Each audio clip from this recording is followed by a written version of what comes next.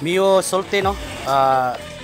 Atong i-troubleshoot ang iyahang wiring kay di mailhan man gud aning imani o nga tanggalon nato ang iyahang fuse mapalong.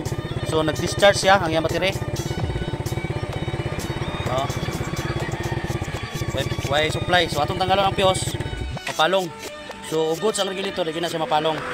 Possible nga guba ni is regulator or stator. I-check sa nato daan kung unsay problema gyud. Ang stator ba o ang regulator. So sa pag-check ani mga igala, ang tirahon na to tester ani is ang iyahang bulak. So ground, nya ilawon sa ground, lightning coil, charging coil diri ang charger sa battery, bulak. So ipakrang na to, nya tanaw na to og nabay labay diri sa iyang bulb. Sige. Alihog ko. So digid siya musiga. It means daot jud ag regulator or either kaning stator. Pero i-check sa nato stator daan before na to before ta mahusga nga guba ning regulator. Okay? Sa pag-check na to nga goods ba ang stator niya, ang atong testiran is kaning white gikan ni siya sa stator mao ni siya gitawag og charging coil. Sige, try da og crank. Ug musiga goods ang stator. Yun no, gisiga sunod kaning yang lightning coil, kaning yellow. Okay. Yun no, so, siga but pasabot goods ang stator.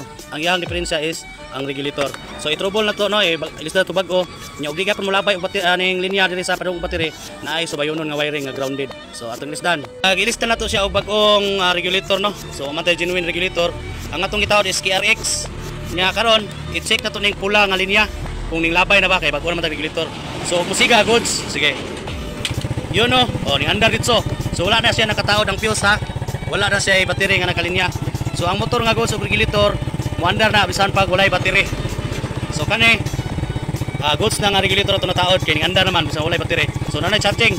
O ato na pong i-check ang charging o baka punder ani but pasabot overcharge. So ato nakita nga di siya mapunder goods ang iyang ato ang gitawod nga regulator. So ana ra step by step sa pag troubleshoot sa wiring no. Okay.